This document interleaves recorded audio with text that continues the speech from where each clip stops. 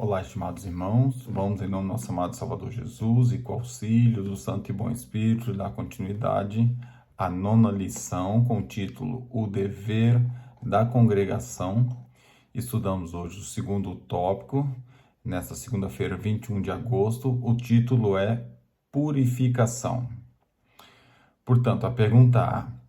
Pelo fato de nosso sumo sacerdote trabalhar ativamente no céu, o apóstolo Paulo traz dois exemplos em Hebreus 10 e também em Hebreus 3.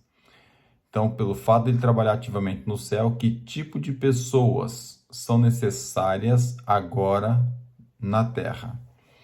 Então, a pena inspirada é bem claro, traz para nós que há um grande sacerdote sobre a casa de Deus, que devemos considerar Jesus Cristo, apóstolo e sumo sacerdote para nossa confissão, mas aqui faz três apelos: participar da vocação celestial e lembrar que ele fez isso.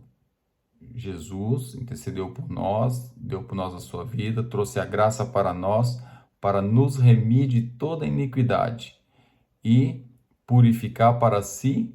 E aí vem dizendo característica: um povo seu, um povo que pertence a Deus, pertence a Jesus, e que seja um povo especial, que seja zeloso e de boas obras. Então, qual tipo de pessoa é necessária agora na terra?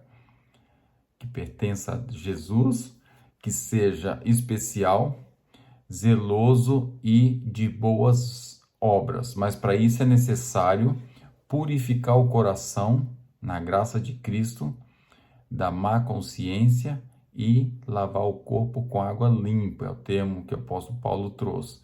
Mas para isso tem que chegar com muita fé ao trono da graça, expor, estar expondo ali no trono da graça toda a sua necessidade, todo o seu fardo, todo o seu pecado, para que a carga possa ficar ali e a graça de Cristo toma lugar o lugar desse todo esse peso. Então, a pena inspirada traz para nós que nossas vestes devem ser imaculadas, assim como o caráter deve estar livre do pecado pelo sangue da aspersão. Então, é um termo simbólico, de certa forma levando lá para o tipo, né, o antítipo, que era lá na época do sacrifício, mas o fato é que nós, mediante a graça de Deus e o nosso diligente esforço, devemos tornar vencedores na batalha contra o mal. Então não adianta nós ficarmos só de joelhos. Nós temos que também nos empenhar e, pela graça de Cristo e com auxílio e ajuda do Espírito Santo, vamos conseguir, com diligente esforço, então, fazer uso da graça de Deus para conseguir ganhar essa batalha. E devemos lembrar que enquanto o juízo prosseguir no céu, enquanto nós estivermos nos arrependendo, os nossos pecados estão sendo removidos do santuário. Então deve haver uma obra especial de purificação entre o povo de Deus que está aqui na terra e o afastamento do pecado na medida do possível. Portanto, esse é o critério que tem para nós hoje. Esse é o tipo de pessoas que é necessário nesse momento na terra, estar se preparando para encontrar com nosso Deus. Pergunta B. Qual é a nossa tendência natural quando estamos longe da comunhão da igreja? O apóstolo, aqui não seria o apóstolo, os textos que aqui vem trazendo, traz bem claro, né? Quando a pessoa se afasta, ela tende a fazer as próprias coisas. Cada um faz o que parece bem aos olhos, repetido aqui várias vezes nos três textos. E depois o sábio vem dizendo que o caminho do tolo é reto aos seus olhos, e mais que dá ouvido aos conselhos é sábio. Então, quando a pessoa se afasta de Deus, começa a ver aos seus próprios olhos todas as coisas, e normalmente não há sabedoria nessa maneira de agir. Então, quando se deixa de reverenciar a Deus em união com outros irmãos, achando que essa reverência unilateral ou sozinho vai ser eficaz infelizmente, vem trazendo aqui, o conselho não é bom, isso não funciona, não é a melhor maneira. Então, deve-se estar junto com os outros.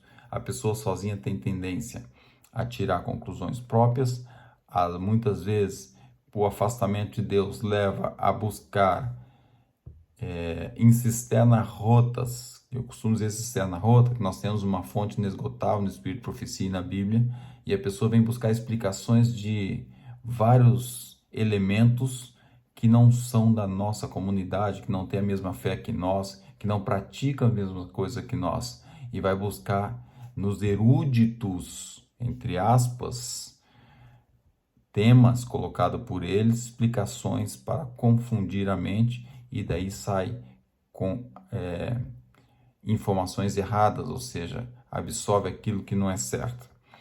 Então diz aqui, jamais alimente o pensamento de que vocês podem ser cristãos e ainda assim se retraírem. Cada um faz parte de uma grande teia da humanidade e as experiências daqueles com quem vocês se associam determinarão amplamente a natureza e a qualidade da sua experiência.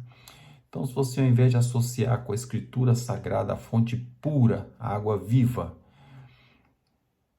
Espírito de Profecia, que também é a fonte pura, dada diretamente de Deus ao homem, em vez de você se alimentar disso, está em comunhão com nossos irmãos que têm a mesma fé, a mesma crença, o mesmo caminho. Não, você vai buscar outro tipo de informação em outro lado. Vai criar diversas vãs confianças e filosofias, vão acabar por substituir o lugar que deve ter aquela humilde e confiante fé que Deus traz ao seu coração. Então deve ter cuidado, realmente não convém estar longe da comunhão da igreja e das coisas sagradas, e que são realmente, como eu digo, volto a dizer, águas limpas, não cisternam rotas e águas podres que está aí cheio nas redes sociais, no YouTube e por aí afora. Tenham muito cuidado com isso. Pergunta C. Como somos purificados e por que existe tanto poder nesse agente de limpeza? Então, vou inverter aqui a pergunta. Por que existe tanto poder nesse agente de limpeza? Ele é o Filho de Deus. É o próprio Deus em si. No princípio era o Verbo estava com Deus, o Verbo era Deus. E esse veio aqui e derramou o seu sangue para nos purificar. Então, o poder da limpeza desse agente é enorme. E como somos purificados por esse poder enorme? Como isso ocorre? Que é a segunda parte da pergunta C. Então, pela promessa que Cristo fez lá no Éden,